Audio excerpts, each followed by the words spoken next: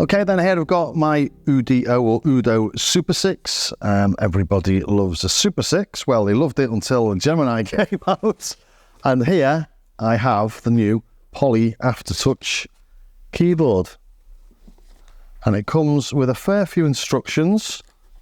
And it looks a little bit more complex to take apart than some of my older synths that I've just got 4 screws and a hinge. Because we are taking the keyboard out, so you normally have to get underneath. Yeah, you've got to get underneath in order to take the keyboard out, because obviously it's fixed to the bottom of the synth. So here we've got some screws actually. I'll just show these. Some of the Super6s have Phillips heads, so the very early ones had Phillips heads, and the later ones have got these Torx screws, and in there we also have a little sticker to say it's an ST49. This little sticker thing. So in the box we get this complex looking bit of kit. We've got Torx spanner, take that off, and the ribbon cable, which is going to be flicked into the synth itself. So slightly nervous about doing this on camera. More things to think about than I'd like to really, but let's have a go just to see how simple it is. Let's get that there. Try not to break anything before I've even started. Okay, so put that to one side and take a look at the synth. Obviously, unplug it and get this manual out. First thing to do is to get it onto its back. And there's 2 retaining screws on the top left there, so we can see what I'm doing. I'll rest it on this. Hopefully that's soft enough not to damage anything. So these 2 here, keep them somewhere safe. My daughter's iPhone case maybe. In fact, it's quite good doing it on camera because it means I come back and see exactly what I did. Well, exactly what I did wrong. Okay, so now we unscrew the 5 on each side and lift the lid slightly and hold it firmly so it doesn't fall off, and remove the aftertouch strip off the keyboard by unplugging the blue connector near the bender assembly. So as we lift it up, there's a little blue connector there. There it is. So I'm going to disconnect that.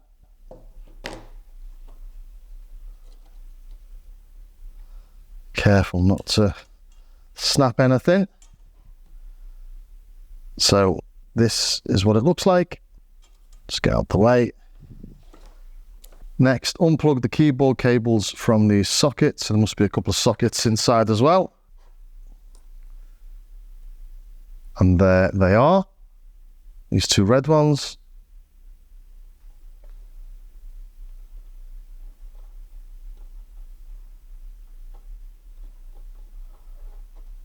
Easier said than done sometimes. Don't want to snap these things, but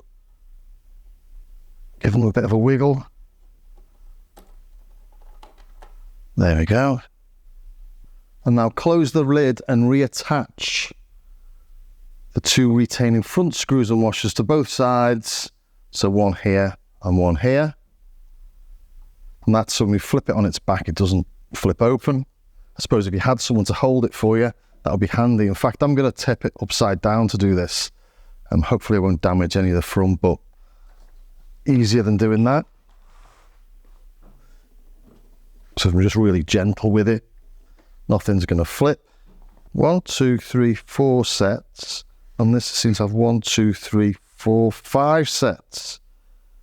So we're going to leave those ones in. And just because it doesn't look like the other camera's picking up, because it's all black, we've got 1, 2, 3, 4, but we leave those attached. And these are the ones that I think are Phillips on some of the original units or the earlier units, and that we've got the replacements for. Now, experience tells me really to use hand tools, not to use power tools for this sort of stuff, because you can feel what's happening. You can feel if you're doing anything wrong, or if anything's caught slightly strange, or if it's at an odd angle or whatever. Next up then, remove the remaining 4 screws that retain the keyboard That'll be these two and these two while holding it over the edge of your bench. So let's do that. Whoops, let's do that. So just off camera down here, try not to drop your screwdriver on top of your synth. So this keyboard should be loose now, it's feeling loose. Take these retaining screws out if you put them back in. I didn't, I wouldn't recommend doing what I'm doing, but I've been inside a fair few synths in my time, so I'm quietly confident I'm not going to do anything too wrong. So now this should come out easily, but I'm just going to check the instructions again. Yeah, just pull it out. There we go. One keyboardless synth. That's the original keyboard. And just really comparing the amount of circuitry. The second one, the new one, does look slightly more complex, doesn't it? Okay, let's try and get that a bit neater on the camera. It's my OCD kicking in. Start to remove this. So next we'll have already bent that cable. We saw me doing that at the start. Open lid with one hand and carefully slide the Touch 49 keyboard into the Super from the front with the attached cable pointing upwards to the main board. Okay, so pointing upwards like that. Flip it over. Gentle, gentle. Super gentle.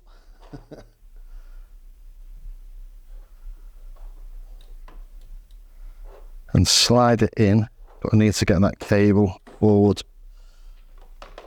There we go. So that's in and the cable's there. So what happens with this large connector then? There's a connector there. Okay, so let's have a look at what it says in the manual again. With the lid open, slide back the locking clips of the rearmost socket and unplug the IDC cable that runs from the front panel to the main board. So that must be this big boy here. So unclip the sides and then pull it out.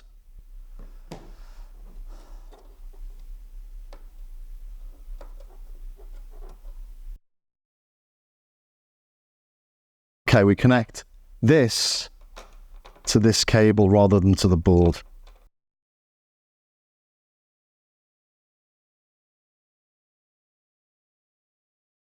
Let's just be super careful to do that with one hand. There you go, that's in.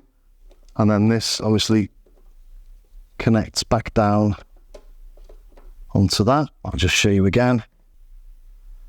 So that's what we've got now. I'll just clip that in.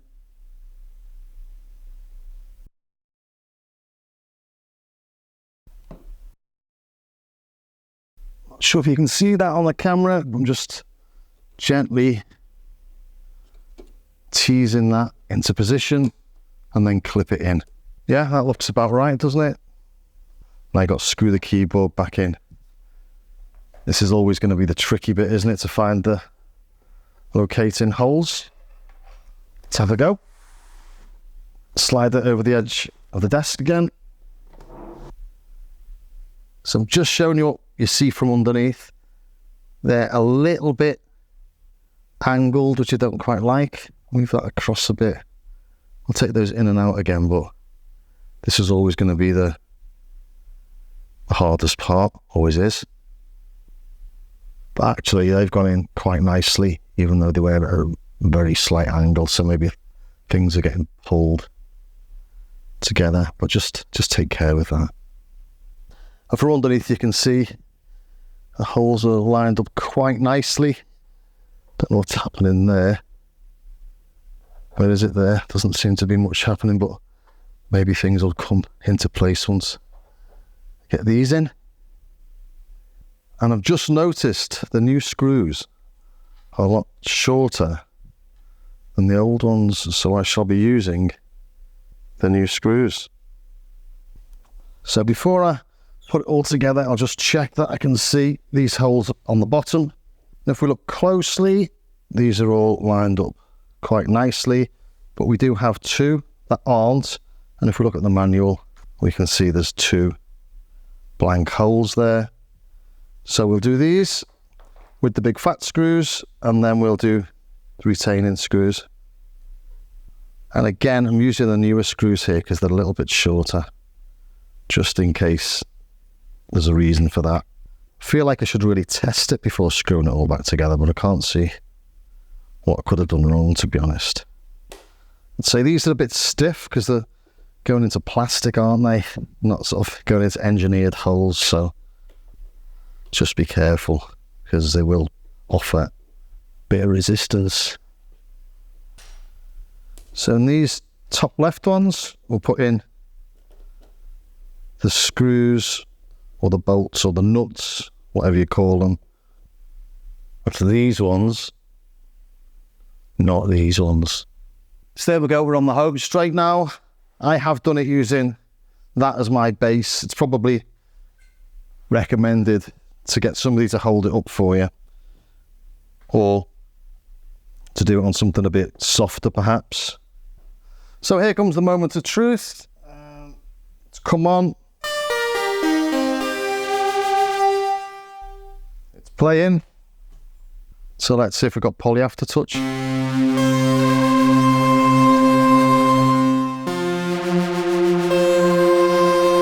Yeah, that's not vibrating, and that one is.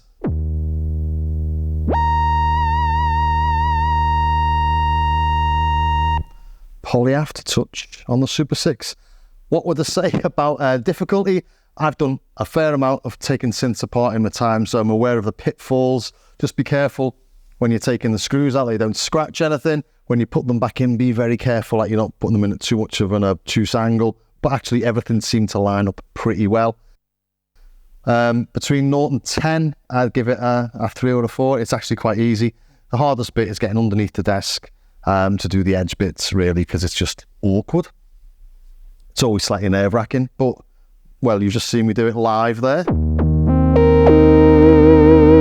No problems, all done. I've got my little sticker here. I'll put that on later. Well, I don't know if I want it, actually. I'm not sure I like it. Clean it up first. Yeah, I'll have a think if I put it on, because what will happen is I'll stick it on and I'll stick it at a funny angle, won't I? And then I'll be fed up with it forevermore. So yeah, it's a tiny bit out. Will I ever forget that? Anyway, there you go. It's installed. It works. It's not very difficult to do. I hope that was of some use to somebody somewhere. If it was, please do think about subscribing, ring the bell, join me over on Patreon. As you know, this channel is funded by affiliate links, YouTube ads, and my wonderful patrons who, for less than the price of a dodgy coffee a month, get access to samples, patches, tutorials, and other goodies. Also, do take a look at my starskycar.com website as well. There's patches, there's samples, there's stuff to buy, there's free stuff. And as I always say, do pick up some of the cheaper bits and bobs. It's always nice to know people support the channel, and it all does really help. So thanks for staying to the very end, and I will see you next time.